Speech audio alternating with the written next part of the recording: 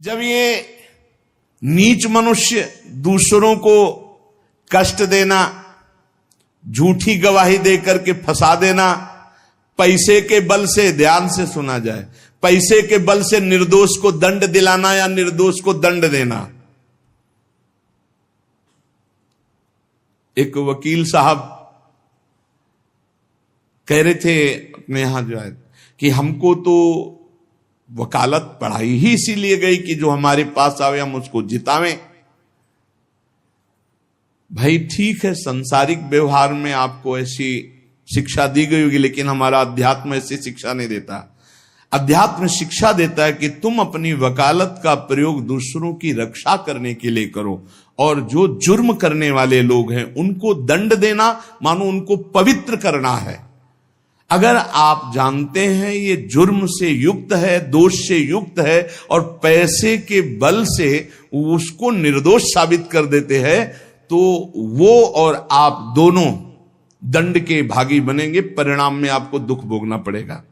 अगर उसे दंड मिल जाता है तो वो पवित्र हो जाता है, आप बच जाते हैं। आपकी वकालत होनी चाहिए दूसरों को बचाने के लिए, जो निर्दोष हैं, और जो दोषी हैं उनको दंड देना ये वकालत का आपका फल होगा। क्योंकि आप अच्छे वकालत करने वाले हैं तो निर्दोष को बचाइए, और दोषी को सजा मिले तो दोषी भी पवित्र होगा और आप भी पवित्र हो जाएंगे। जो लोग झूठी गवाही देते हैं, जो पैसे के बल से दूसरों को, जो निर्दोष हैं उनको दंड दिलाते हैं, दोषियों को मुक्त कर देते हैं, चाहे कोई भी हो, जो बुरी बातों का उपदेश देकर भोले भाले लोगों को फंसाते हैं, जो शास्त्र और संतों की निंदा करते हैं, उनका जब मृत्यु का समय आता है तो भयानक दुख होता है, और उस दुख के समय उनकी दुर्गति का रूप सामने होता है। सुअर, कुत्ता, राक्षस क्या बनना है वही सामने आया और वही उनकी योनि प्राप्त होगी। फिर वो तड़पते हुए मृत्यु को प्राप्त होते हैं। और ऐसे लोगों की मृत्यु जब होने को होती है तो यमराज के बहुत ही क्रूर स्वभाव वाले, बहुत ही, जहां दया नाम की वस्तु नहीं, ऐसे क्रूर स्वभाव वाले हाथों में हथकड़ी लिए हुए और बड़ा भारी मुदगर, वो बड़े भयंकर, और उनके शरीर से दुर्गंध, देखने से ही मलमूत्र छूट जाए ऐसे भयंकर, और उसी को दिखाई देते हैं जो मरणासन होता है। यमदूतों की दृष्टि पड़ते ही वो शरीराहंकारी जीव कांप पड़ता है। अब बोलने की हिम्मत नहीं, कफ पित्त वायु सब बिगड़ चुका है, कोई सहयोग देने वाला नहीं, सांस भी नहीं ली जा रही। अब उसका चित्त वहीं भ्रमण करेगा, मेरा पुत्र बचा ले, मेरी पत्नी बचा ले, मेरा परिवार। भगवान की तो याद जीवन में की नहीं, तो अब भगवान की अगर याद की होती तो ऐसी दुर्दशा नहीं होती। अब वो चीखने की कोशिश करता है पर आवाज नहीं निकलती, एक शब्द भी नहीं निकल, बार बार प्रयास करता है कोई मेरी रक्षा कर ले। इन भयावन दो यमदूत होते हैं, उसका मल निकल जाता है भयवश, मूत्र छूट जाता है, मुख सूख जाता है, आंखें पलटने लगती हैं, सांस ऊपर को उठने लगती है, देखने की शक्ति नष्ट हो गई, भारी वेदना, तड़पता हुआ वो शरीर को छोड़ता है। अब जैसे बोले कि शरीर तो यहीं छूट जाता है, दंड किसको मिलता है? तो आप स्वप्न में जब पीटे जाते हैं तो आपको पीटने का दुख होता है कि नहीं होता है? पीटने का दुख होता है, जगने के बाद पता चलता है वो झूठा होता है। शरीर तो स्थूल आपका सैया में सोया होता है, जब चाकू मारी जाती है ना तो वैसे अनुभव होता है, वैसे अनुभव होता है। तो ये जब स्वाप्निक शरीर में अनुभव हो गया, वो तो यम यातना देह पर्सनल, जैसे जेल की वर्दी मिलती है ऐसे एक शरीर मिलता है उस जीवात्मा को। मन, बुद्धि, चित्त, अहंकार, 5 ज्ञानेंद्रियां, 5 कर्मेंद्रियों सहित उस शरीर में पैक कर दिया गया, उसका नाम यातना देह है। अब उसको उस शरीर से ले जाते हैं, यातना देह से। स्थूल देह तो यहीं छूट गया, सूक्ष्म शरीर, कारण शरीर पैक कर दिया गया यातना देह में, जैसे स्थूल शरीर में। स्थूल शरीर छूट रहा, यातना देह मिली, वो सूक्ष्म होता है। अब ये माता पिता का गर्भजनित देह नहीं है, ये दंड विधान वाला है, ये कर्म जनित होता है, इसे यातना देह कहते हैं। यमराज के दूत फांसी लगाते हैं गले में, जैसे कुत्ते के नहीं डाली जाती है ऐसे, और पीछे से मुदगणों की मार और घसीटते हुए ले जाते हैं। पीछे से ऐसी मार कि वो चीखता है, चिल्लाता है, पूरा अनुभव जैसे स्थूल शरीर में, ठीक वैसे ही उसमें मरना नहीं होता। बस एक खास बात होती है, क्योंकि स्थूल शरीर में मरना होता है, सूक्ष्म शरीर कारण शरीर जो यातना दे में उसमें मरना नहीं होता। बहुत लोग कहते हैं शरीर तो यहां छूट गया फिर नर्क स्वर्ग किसको मिलता है। अरे शरीर एक कोट की तरह उतार दिया गया, तू तो उसी में पैक है, अभी भूल मत कर। अब देखो दक्षिण दिशा की ओर उसे दौड़ाते हुए मारते हुए पीछे से ले जाते, और तप्त बालू, आग जैसी तपती हुई बालू,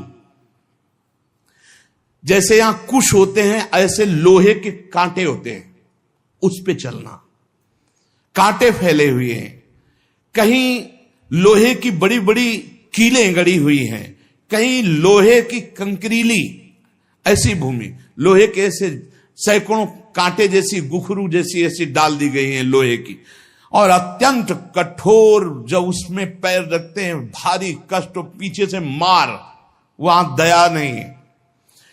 कहीं आगे भूमि आग जैसी जलती हुई, कहीं सैकड़ों गड्ढे जिनमें गिरा गिरा करके मारते हुए ले जाते हैं, और सूर्य भगवान इतने नजदीक से ताप देते हैं कि आग लगती है, वो सूर्य की किरणों से जलता है।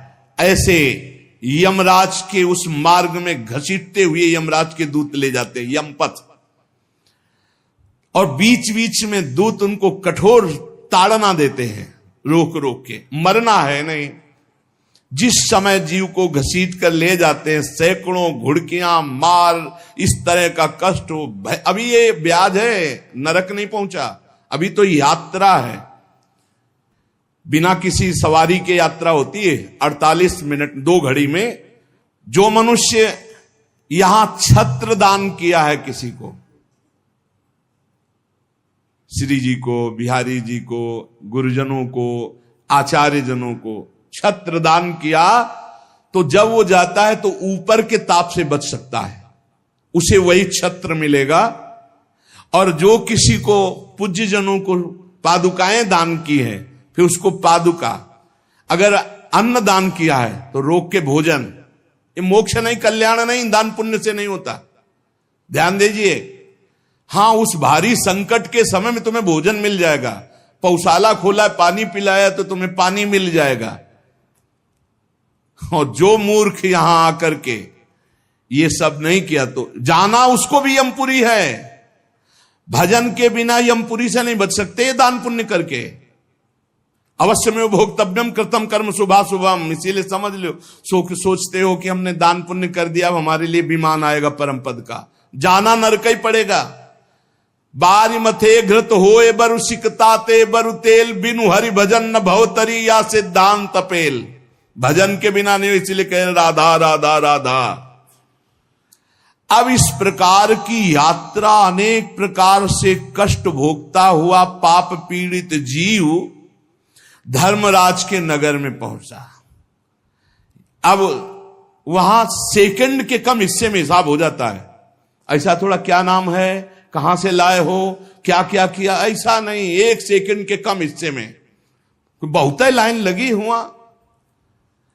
यम यातना के शरीर में भारी कष्ट भोगता हुआ जीव, दाह का अनुभव करता हुआ, कांपता हुआ, भयंकर वेदना से युक्त सामने खड़ा हुआ, देखते ही निर्णय हो गया। अब वहां से उसको उसके कर्म के अनुसार नरकों में ले जाया जाता है। जिसने यहां सूर्य भगवान को प्रातःकाल उठ करके जलांजलि दी है, पुत्र हैं भगवान यम, सूर्य पुत्र, जो अपने पुरखों का पिंडदान किया है, जो समय समय पर अपने पूज्य जनों को, गुरुजनों को, संतों को अपने घर में बुलाकर भोजन पवाया है, जो बुजुर्गों को तेल मालिश करके, जैसे उन्होंने हमें तेल मालिश करके पुष्ट किया, ऐसे वृद्ध माता पिता के जो चरण दबाना है, शरीर पर तेल लगाना है, उनके वस्त्र धो देना, उनको भोजन कराना है, उसको वहां थोड़ा आदर मिलता है। बैठो, खान पान, थोड़ा सुख सुविधाएं, नरक से नहीं बचोगे। भगवत भाव के बिना नरक से नहीं बचोगे। जो जो उसने सेवाएं की हैं, वो सेवाएं, आए हो नरक के मार्ग में तो थोड़ा तेल मालिश हो जाएगा, खवा पिया दे जाओगे, थोड़ा शीतल जल पीने को मिल गया, खान पान की विश्राम की व्यवस्था थोड़ी समय के लिए। अरे इसीलिए जय श्री हरिवंश नरक गति दो, ये जो अपने माता पिता को गाली देते हैं, जो मनमानी आचरण करते हैं ना, खूब अच्छे से तृप्त होते हैं। अब बात ये कि याद नहीं रहती ना, जैसे गर्भ की बात याद नहीं, यार गर्भ की बात याद आ जाए तो तुम भजन के सिवा कुछ नहीं करोगे। मरने की बात याद आ जाए कि पीछे जब मरे थे तो कितना कष्ट हुआ, मां के गर्भ में रहे कितना कष्ट हुआ, ऐसी जेल तो है ही नहीं मां के गर्भ जैसी। विचार करके देखो। अब वो मृतक जीव जो जो सुविधाएं दान की थी, वो उसे कुछ दिन के लिए वहां सैया मिल गई, भोजन मिल गया, विश्राम मिल गया। कुछ दिन के लिए भाई, बहुत होश में, दान पुण्य के भरोसे मत रहना। अब जब वो पुण्य खत्म हुआ उनका, तो यमदूत उनको साथ लेकर गए। 12 दिन तक उसको पुण्यों के भोग का अवसर मिलता, तभी तक 13वीं तक कहते हैं जीव को नरक की गति नहीं दी जाती। 12 दिन तक उसको होगा कोई विश्रामालय, उसमें रखा जाता है। 12 दिन तक जो पुण्य सुकृत हुए उनको भोग ले, अभी आराम कर ले, नरक आए हो। अब नरक में प्रवेश होगा 13 के बाद। तभी कहा जाता जल्दी जल्दी 12-13 दिन खूब पुण्य कर ले, उसको दान करो आत्मा को, तो उसकी उन्नति हो जाएगी। कोई ये झूठी बातें नहीं है। और राधा नाम बोल दिया एक बार, तो इसके बराबर कौन सा पुण्य होगा। यमराज के खाते में पुण्य वाला है ही नहीं ऐसा जितना राधा। अरे जाना ही नहीं पड़ेगा भैया। राधा नाम जिसकी जिह्वा से निकाल, अनुल्लिख्यानंतान तदपराधान मधुपति। इसीलिए तो गरज कर कहते हैं, अब जिनको नरक भोगना है वो नहीं सुनेंगे भगवान नाम महिमा, भगवान नाम जप नहीं करेंगे। 12 दिन के बाद 12 दिन तक वो अपने घर के वालों के दिए हुए पुण्य आदि जो उसको भोगता है। फिर जब पिंडदान हो जाता है 13वीं, तब तत्र यद बांधवस्तोयम प्रयच्छन्ति तिलैः सह यच्च पिंडम प्रयच्छन्ति नियमानस्तदनुते तैलाभ्यांगो बांधवानां मंग संवाहनम च यत् तेन चाप्याप्यते जंतुर यच्चास्नन्ति सुबांधवाः। जब शरीर छूटता है उस समय से बहुत होश में रहो, सब कुछ मिलेगा उसको। जीवात्मा जो छाती के पास बैठ के ले नाक बहा रहे हैं, आंस बहा रहे हैं, यही पीने को मिलेगा उसको। बहुत होश में, राधा राधा। कम जिंदगी में वो नहीं जपा तो तुम तो कीर्तन कर ले, वो मिलेगा फल उसको। 12-13 दिन का ऐसा हिसाब रखा जाता है कि बांधोजन परिवार के, लेकिन भजन नहीं करेंगे, रोना धोना। मृत्यु से 12 दिन बीतने के पश्चात यमपुरी को खींच कर ले जाया जाता है उस जीव को। अरे यमपुरी भैया हुआ जैसे जेल पहुंचे, कोई थप्पड़ लग रहा है, कोई डंडा लग, वो देखे कि प्राण छूट जाते कि हमारे ये दुर्दशा। मरना नहीं खास बात है। यमराज की यमपुरी को देखते ही प्राण सूख गए। कोई काटा जा रहा है, कोई कोल्हू में पेरा जा रहा है, कोई पकौड़े की तरह तला जा रहा है, हाहाकार मचा। मरना किसी को है नहीं। मृत्यु काल ये सब वहां नजर आ रहे हैं। मूर्तिमान मृत्यु, मूर्तिमान काल, जो यमपुरी में दंड हो रहा है। काजल की राशि के समान, जैसे काजल के पहाड़ ऐसे यमदूत हैं कि ऐसे पचका दे तुम्हें, ऐसे नींबू जैसे नहीं निचोड़ा जाता, ऐसे निचोड़ दिए, फिर छोड़ दिए, फिर वो जी गया, फिर निचोड़ दिए। अब बोले 10,000 वर्ष तक यही करना है उसको। अब 10,000 वर्ष तक वो ऐसे करता रहे, क्या दुर्दशा। तभी हरिवंश महाप्रभु कहते हैं, रस सिद्धांत का वर्णन जब करते हैं तो कहते हैं, जैसी हरिवंश नरक गति दुर्भरी, बहुत कठिन है नरक की गति। तभी कहते हैं नरक जाओगे होश में रहो, तो मतलब सबसे बड़ा दंड नरक का। लोग कहते हैं कि कहां नरक स्वर्ग है, किसने देखा है, तुम देख लोगे। ऐसे आचरण रख रहे हो जो संतों की अवहेलना करे, शास्त्र की अवहेलना करे, भगवान को अवहेलना कर रहे हो, अपने आप देख लोगे पर बताने नहीं आओगे। बस खास बात ये है। और भौहें कैसी? टेढ़ी भौहें, काजल के समान काले, और विकराल मुख, लंबी दाढ़ें, कुरूप, आवाज भीषण भयंकर, और रोम ऐसे जैसे बंबूल के कांटे कि अगर ऐसे कर दे तो पूरा शरीर छेद जाए, ऐसे दूत। विशाल भुजाएं, पुष्ट भुजाएं, और सब यम दंड, यम पास लिए हुए, बड़े भयंकर, दुर्गंध आती शरीर से। जीव देख के घबराता है, उनके हाथों में फंसा हुआ। अब जो यहां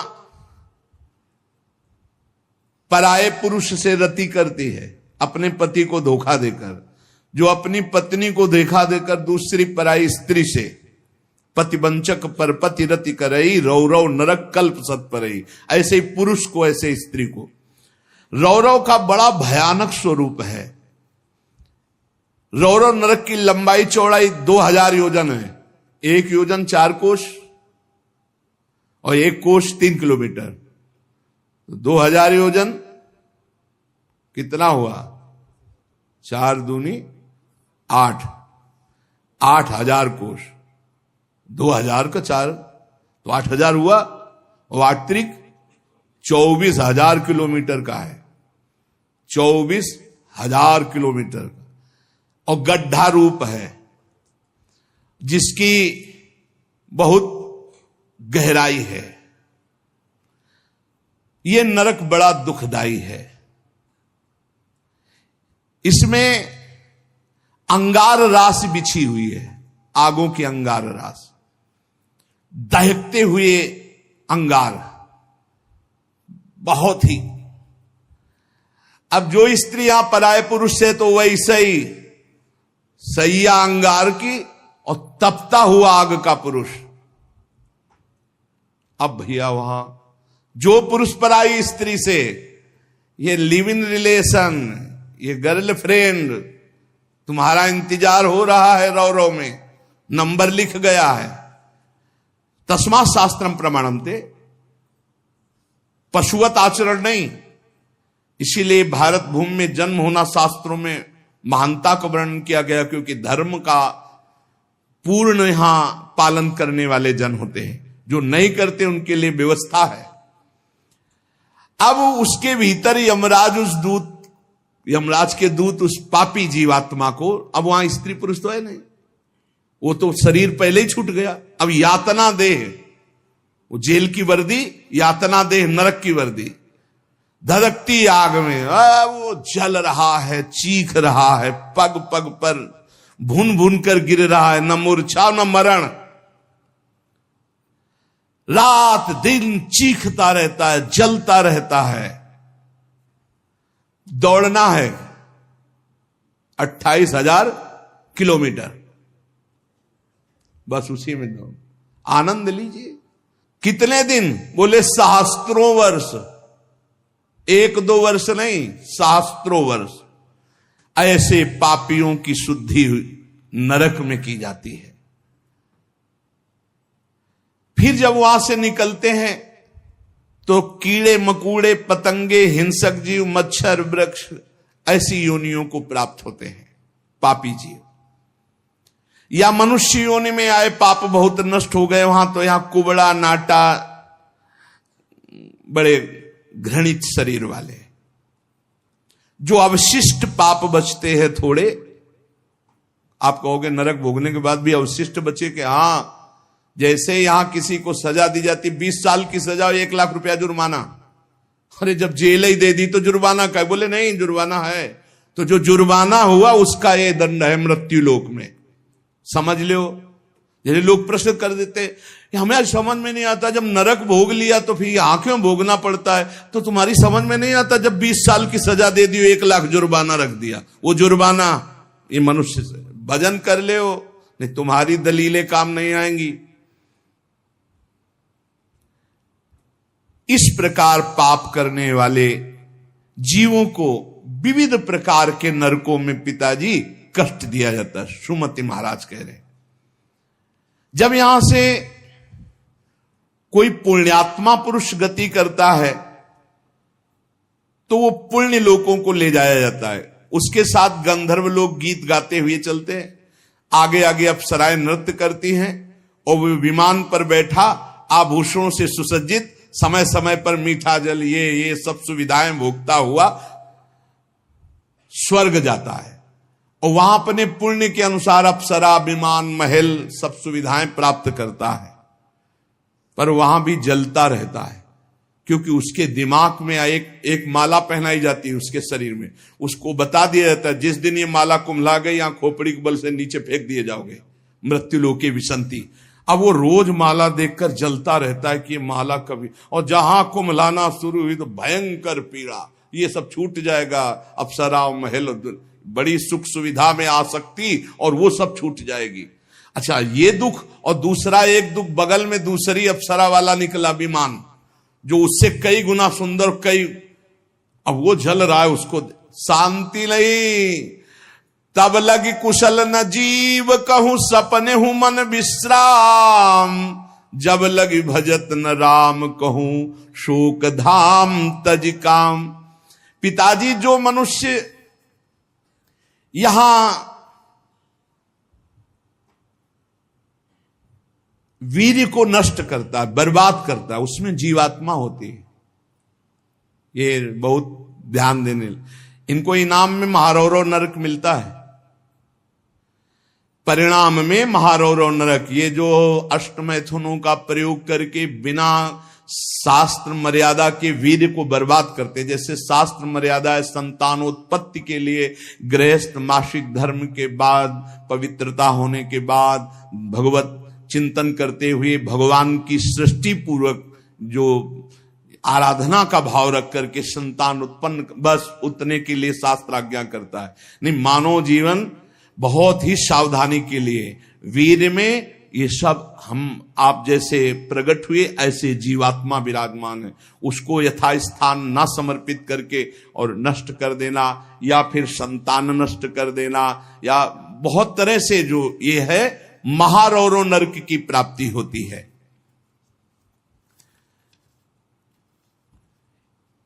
नारकी घोर दुखदाई नरकों में ये जब जीव गिराए जाते हैं तो इनको पहले पता होता कि मेरे इस पाप का दंड मिल रहा है, मैंने जो पाप किया है। बहुत ध्यान देने की बात है, अभी तक जो चर्चा हुई उसमें खास बात यह है, आचरण पवित्र ना होने से नरकों की प्राप्ति समझ लो। पहला, पराई स्त्री की तरफ या स्त्री पराय पुरुष की तरफ जो व्यभिचार प्रवृत्ति करती है, उसे रौरव नरक मिलता है।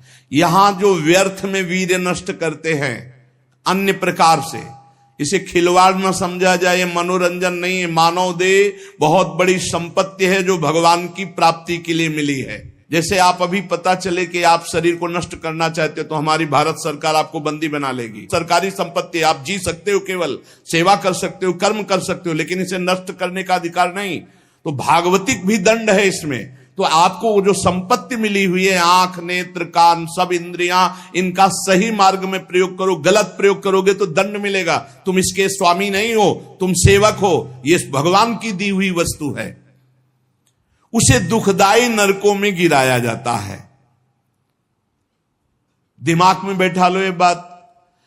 व्यर्थ में ब्रह्मचर्य को नष्ट करना, व्यर्थ में ये पाप जनित कार्य करना, महारौरव नरक में जाने का पूरा तैयारी कर रहे हो। ये अज्ञान की बात नहीं, भगवान की कृपा से सत्संग सुनने को मिल रहा है, शास्त्र सम्मत। तो डरो, डर करके अपना सुधार करो। ऐसा नहीं कि आप कोई नहीं देख रहा, आपके मन में जो आया आप वो कर रहे हैं, नहीं, आपको इसका दंड मिलेगा, एक एक सेकंड का दंड मिलेगा। यमदूतों द्वारा घसीट घसीट कर ले जाए गए उस महान रौरव नरक में एक घंटी यंत्र की तरह उसमें बड़े बड़े कांटे ऐसे हैं जैसे खजूर के, वो घूमता हुआ है।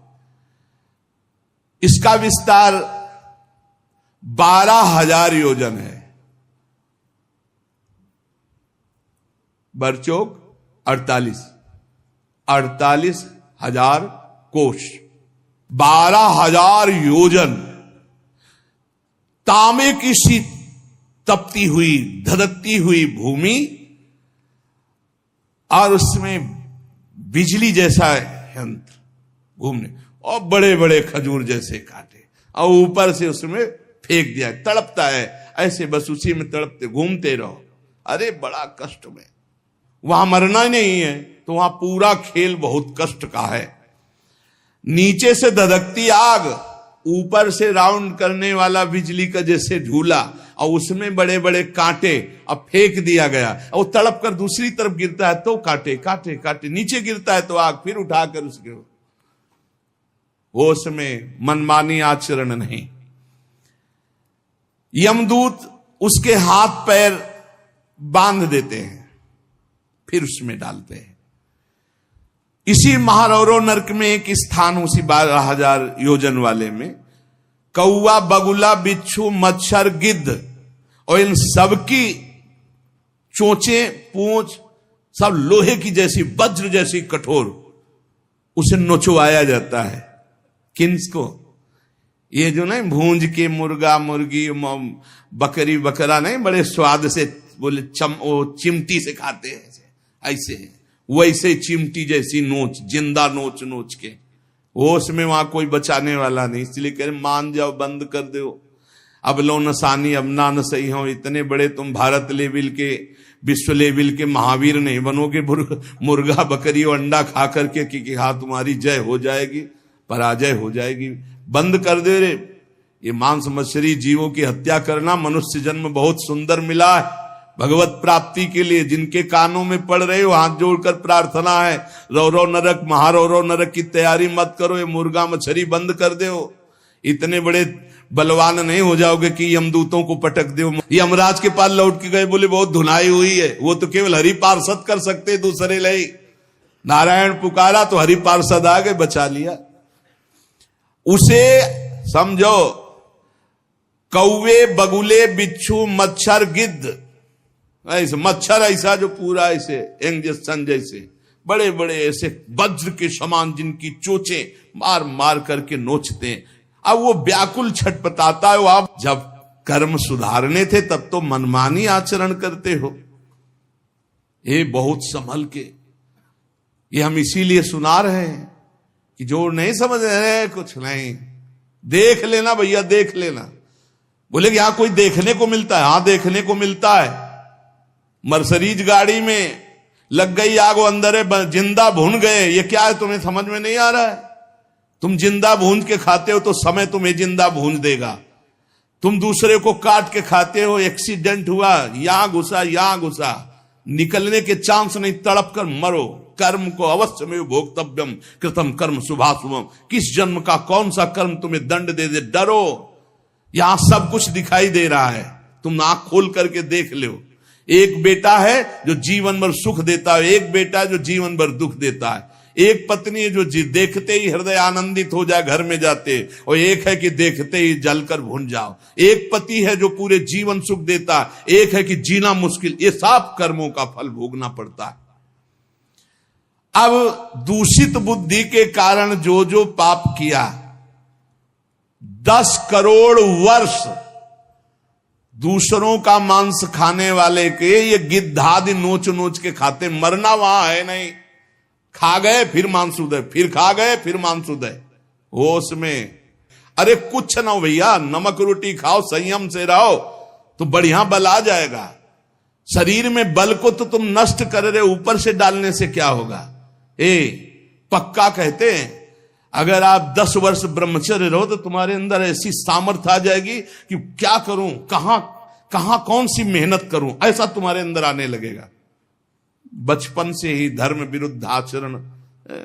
अरे इंद्रियों को वश में करने के लिए मुर्गा मछली वाली ताकत थोड़ी चाहिए, पवित्रता की ताकत चाहिए। ये मन के गुलाम, इंद्रियों के गुलाम पाप कर्म 10 करोड़ वर्ष भोगने पर फिर उसको मनुष्य लोक में भेजा जाता है। और फिर कैसे भेजा? मुर्गा बना के। फिर वो चाकू, समझ रहे हो ना, जिसको तुमने काटा था,